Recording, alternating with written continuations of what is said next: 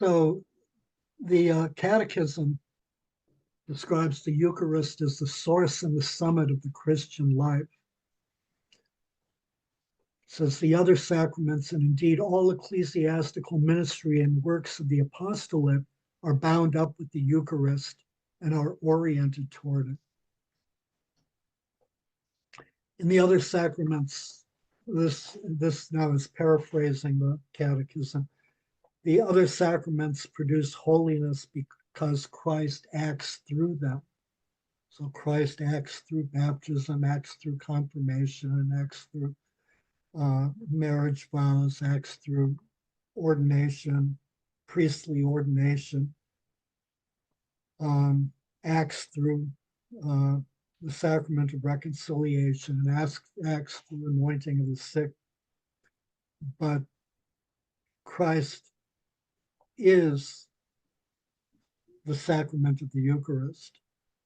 The Eucharist produces holiness because it is Christ. So to paraphrase from, actually quote from the third Eucharistic prayer, the Eucharist is this holy and living sacrifice. So given that the centrality of the Eucharist, and also given that the Eucharist is not participating in the Eucharist, partaking of the Eucharist, is not supposed to be a passive act. It's supposed to be active and transformative. We should become who we receive. And so that means that in some form, each time we partake of the Eucharist, there should be some sort of transformation. Something should happen to us. We should, in some form, advance along the path of discipleship.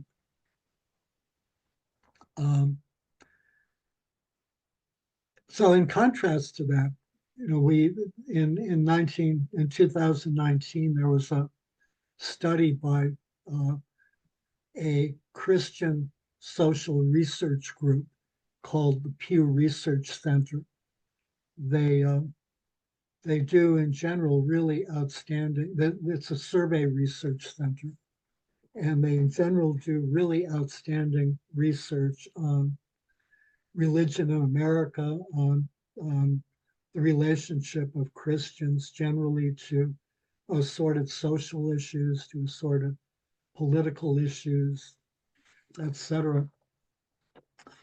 And so their survey found that only about 63% of Catholics who attend Mass at least weekly believe in the real presence, and therefore 37% don't. Of those 37%, 23% don't know what the church's teaching is, and the remaining 14% know what the church's teaching is, but don't believe it. Of Catholics overall, those who identify themselves as Catholic, whether they attend Mass regularly or not, only 31% believed in the real presence. 28% of the 28% believed in the real presence and knew it was the church's teaching. 3% believed in the real presence but didn't know it was the church's teaching. And so 69% believed that the bread and wine are symbols of the body and blood of Christ. And even worse, 43% believed that that was the teaching of the church. There was a 2023 study by the Center for Applied Research in the Apostolate, or CARA, which had significantly higher numbers. So 44% of Catholics believed in the real presence. But the problem in comparing the studies is that they basically used free-form questions, which they then, in some form, aggregated, analyzed and aggregated. So it's unclear how that process worked and, how it compared to the Pew Research study. But even so, it's clear that there's a significant problem that many Catholics don't believe in the real presence. So does anyone have any kind of thoughts about why that might be? Or do either of you, rather than anyone, since we're a limited audience? Well, like I said, as a child, I was told don't swallow it because it's Jesus. I can't say that I believed it, or I just did what I was told. And so, like you, RJ, when you're young, people say things, go, okay, yeah, but you don't really learn it or think about it. And, I evolved over time. And like I said, just going to a church that didn't do the ceremony and real sacramental offering of the host and all that got me kind of thinking that I was, that we were more comfortable being in the Catholic Church. But it's grown and grown as I've gotten older too. You start getting losses and wonder about your loved ones and, are they really around? Yes. And all that. And then it just makes it easier to see and, educating ourselves on the whole thing. So I can't say that I always, 100% thought about it until not all that long ago. One of the things that's happened as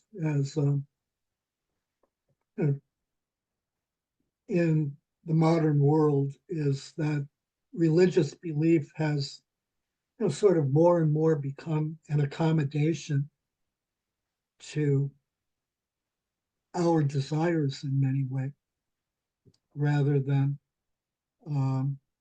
something that calls us to walk a path of discipleship. So we see it, for example, in the doctrine of salvation in evangelical churches. If you let Jesus into your heart, then you're saved. Now, everybody wants to be saved. There's whatever that means. I mean, presumably even atheists who don't believe in God want to be saved. That doesn't necessarily mean going to heaven, but it means being saved. So, who doesn't want to be saved? And all you have to do is let Jesus into your heart. So that's a pretty low commitment kind of thing, right? It doesn't obligate you to do anything. It doesn't call you to do anything. It just gets you saved. And that's the point of the proceeding. Religious belief has also become a means of focusing on ourselves rather than on others and on the world around us. So, that we see it most dramatically in the prosperity gospel and evangelicalism, that God is, that the purpose of God is to bless us and make us rich, to pour out material abundance on us. And that's not the purpose of God at all. That may well be God's blessing to some, but it's certainly not to everybody. And it certainly fails to explain, why there's such dramatic poverty throughout much of the world, and particularly, and also dramatic poverty among Christian believers. And There always has been. So the only explanation you can come to there is that their faith is weak, which is an absurd conclusion to be drawn. The belief has sort of become soft, and it's become a means of really ignoring Jesus' call to discipleship and creating a God that's convenient to us. And then also related to that, what's critical is that we do something called believe in God. But the problem is that believe has changed. The meaning of belief has changed. So originally, believe meant that you ascribe to an external truth, which is of such overwhelming importance that you orient your life accordingly. So a belief is not an opinion or something that you think. A belief is not subjective. My favorite example is Saint Athanasius. Saint Athanasius could have cared less what anyone's opinion is or was. He wasn't very interested in anyone's opinion. He was interested in the truth. Truth exists apart from and outside of oneself, and truth mandates behavior. One should always try to align one's behavior with the truth. And so, in contrast to that, we have belief as an expression of a subjective state. So, a good example, there's an evangelist named Smith Wigglesworth who had a healing ministry that probably can best be characterized as abusive. He would, hit people, strike them under the guise of healing. But in any case, he was well known for uh, a statement which, is really very popular in evangelical circles. God said it, I believe it, that settles it. Does anyone see what's wrong with that? God said it, I believe it, that settles it. So is he talking through the Bible? Statements from the Bible? Yeah, yeah. Well, you'd have to put it in a context. You can't just quote one thing without the context around it. Right, that's true. Could anyone just say God said it and say they just believe it? Yeah, that's that. Yeah, uh-huh. Right. I mean, there is a question of what did God say? What is it that God said? And that's a very very legitimate question. Uh, I mean, that's why Bible interpretation exists, and that's why the uh, the Catholic tradition is so rich in Bible interpretation and approaches to the Bible. But there's something, there's more. Does anyone see what that might be? God said it, I believe it, that settles it. Is it they're not open to hear other um like sayings? Yeah, yeah. I think that's a consequence of the whole thing. It's that what God has said is sort of ironclad, I know it certainly, and that settles it.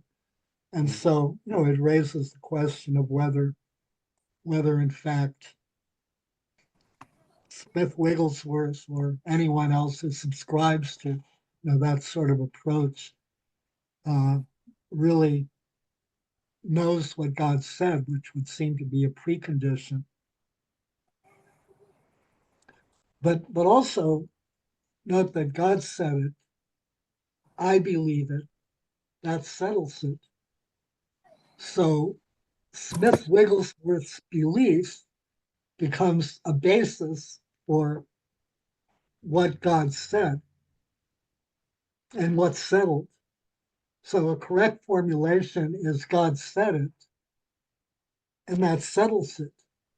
We may have to struggle to determine what it is that God said and what that means, but nevertheless, what God said is the final word. Smith Wigglesworth is making himself an intermediary between God and the truth. The truth must pass through Smith Wigglesworth and Smith Wigglesworth's understanding to be settled. But that's ridiculous. That makes Smith Wigglesworth God. And Smith Wigglesworth, the last time I checked, is not God. So it becomes a very subjective kind of, expression. God said it, I believe it, that settles it. I'll interpret what God said, and if I like it, if I think that's what God said, then I'm good to go. But God is incomprehensible. We can't ever fully understand God. If we could, we would be God. And we're not. We're very flawed human beings, each of us. And so there's that element of subjectivism. And it's also often, true in the creed, for example, when we say, I believe in one God, we see that as our subjective acceptance, our opinion. I think that God exists, but it's not an opinion at all. It's either a hard fact that exists independently of us, or it isn't. God's existence is in no wise dependent on us. God's existence is not a result of our subjective state. God's existence doesn't stem from our opinion. God simply exists. And so the question really is, if we believe that God exists, how do we respond? And so the Eucharist calls for a response. It's not a passive activity on our parts. We'll study it in sort of depth and conclude by by studying the Eucharist and the Mass, and also when we study the Reformation, and particularly Luther, we'll look at his argument that the Mass is not a sacrifice. Mass, the liturgy of the Eucharist, is a representation of the sacrifice of Christ. Christ's sacrifice is represented so that we can join in it and be present at the representation of the sacrifice of Christ to God the Father. So the point of that whole thing is that we are the sacrifice. We are also joining in the sacrifice. We are being sacrificed. And so then the question is, are we indeed sacrificing ourselves? Are we indeed living out lives of sacrifice? Or are we living out lives of, are we doing something else? Are we living out lives of self-aggrandizement? Are we living out lives in which God is a convenience? Are we doing some other thing than following a path of discipleship? So that's sort of the kind of the basic question. So our goal here is to recognize the truth of the real presence. On the one hand, it's Catholic teaching, but we shouldn't accept it simply because it's Catholic teaching. We should accept it because it is the truth.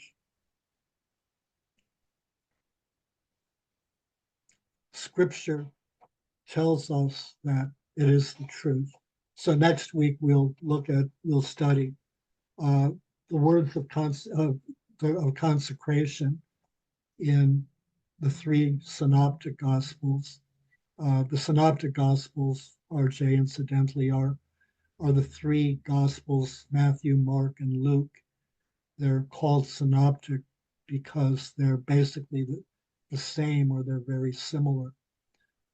John, which was the last of the gospels to be written, is sort of very different from the other three.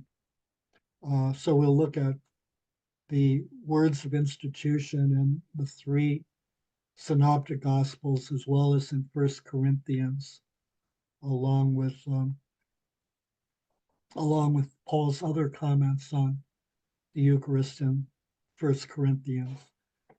And we'll look at the bread of life discourse in chapter 6 of John's Gospel. John doesn't include the Last Supper. He doesn't include the words of institution. He does have the Last Supper as a Passover meal, but it's different than in the synoptics. And so the Bible clearly shows that Christ is present in the Eucharist. Following that, we'll study the Old Testament and the ways in which the Old Testament points forward to the Eucharist and Christ in the New Testament.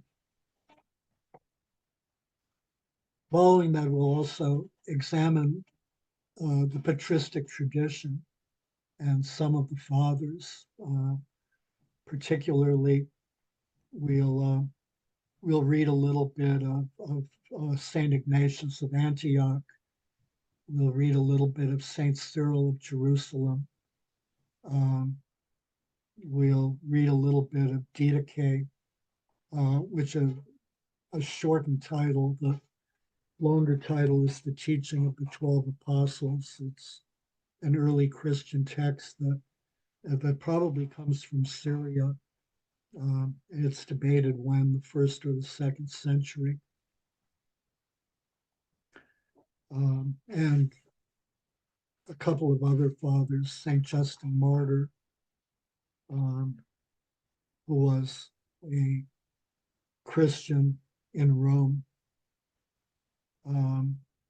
and probably a few others. We'll then look at the beginning of the controversy about the Eucharist, which started in the 11th century. So, to put that another way, for the first millennia of Christian history, nobody doubted that Christ was really present in the Eucharist. The first dissenting voice came from a monk named Latramnus, who, it's still unclear exactly what the basis of his dissent was.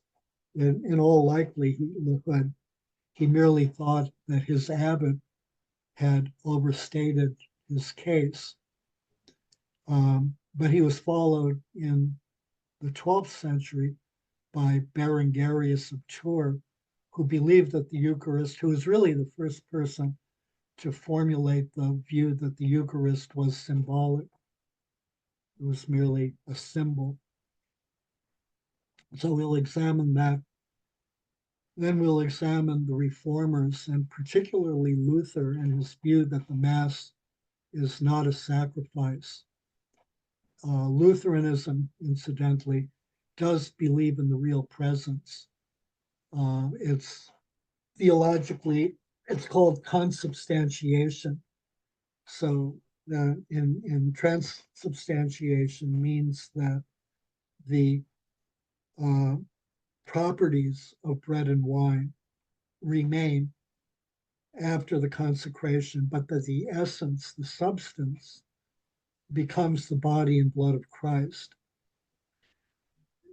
Consubstantiation, in contrast, means that those physical properties exist side by side with the body and blood of Christ. So in Catholic and pre-Reformation theology, the bread appears to be bread, but is really the body of Christ. The wine appears to be wine, but really is the blood of Christ. In Lutheran theology, it's that the bread is the bread and also is the body. They are both at the same time. The wine is wine and also is the blood of Christ. They're both at the same time. So the essences, the essence of bread and wine now becomes combined with the essence of body and blood and not replaced. Well, the accidents is what Aquinas calls them remain. So in some ways we can call that quibbling. But the deeper issue here is that Luther did not see the Mass as a sacrifice. And so although Christ is present in the Mass, is present in communion, it's fundamentally meaningless. He's just kind of there, and nice of him to show up. Big of him, really. But it has no practical significance because the Mass is not a sacrifice. And in Catholic sacramental and sacrificial theology, the Mass is very much a sacrifice. And then finally, we'll examine the Mass and the meaning of the Eucharist within the context of the Mass, drawing probably on the works of Abbot Driscoll from Mount Angel Monastery, and his mentor, Ghislain Lafont, who's a very prominent French sacrificial theologian. So that's sort of an outline of the class and what we'll be doing.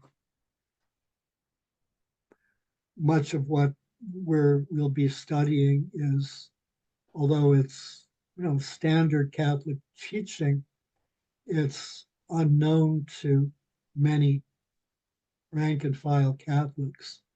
Now, and so, for example, in studying the Old Testament, we'll look at typology and ways to understand the relationship between Old and New Testament, Old and New Covenant, ways, what it means for the Old Testament to point forward to the New. Those are all frequently very difficult for, those who are not accustomed to it to understand. It even sometimes seems contrived and silly, and yet at the same time, it's not. It's a fundamental part of the way in which the fathers understood the relationship between the Old and the New Testament, between Judaism and Christianity. And, so it's very real. An important thing always, I think, to keep in mind is that the Eucharist itself should fill us with joy. We're being invited to share in God's life.